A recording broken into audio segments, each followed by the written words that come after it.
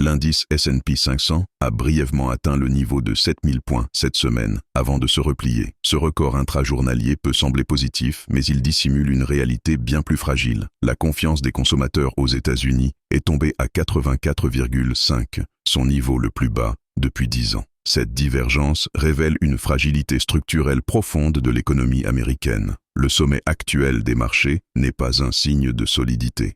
C'est une illusion. Les marchés connaissent une rotation sectorielle nette. Les capitaux se détournent des valeurs de croissance pour se repositionner vers les grandes capitalisations de type value, portées par le secteur de l'énergie et les services de communication. Les inscriptions hebdomadaires au chômage restent stables à 209 000, mais les prix à la production ont augmenté de 0,5%, confirmant que les pressions inflationnistes demeurent persistantes. Les taux d'intérêt sont maintenus entre 3,5% et 3,75%. Avec la nomination de Kevin Warsh à la tête de la Réserve fédérale prévue pour le mois de mai, la politique monétaire reste prudente et strictement dépendante de chaque réunion.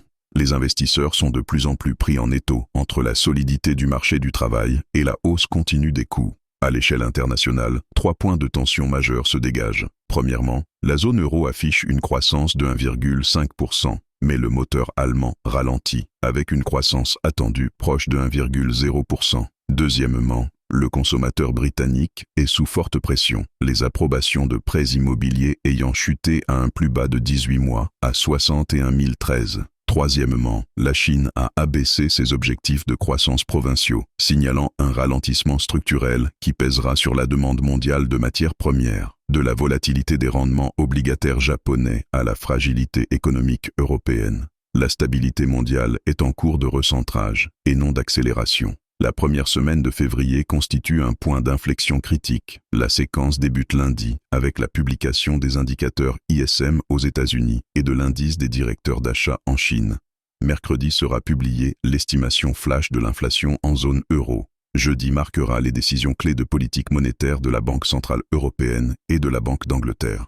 L'ensemble culminera vendredi avec le rapport sur l'emploi aux États-Unis. Ces données détermineront si le niveau de 7000 points peut être soutenu ou si les marchés devront faire face à la réalité d'un ralentissement économique mondial. Chacune de ces échéances doit être suivie avec une grande précision. Dans cet environnement, les titres de presse ne suffisent plus. Une analyse fondée sur les données est indispensable. Écoutez l'épisode complet du podcast, abonnez-vous et téléchargez gratuitement les supports de présentation. Gardez une longueur d'avance dans ce bras de fer des marchés mondiaux. Je suis votre stratégiste marché senior et je vous donne rendez-vous lors de la prochaine mise à jour.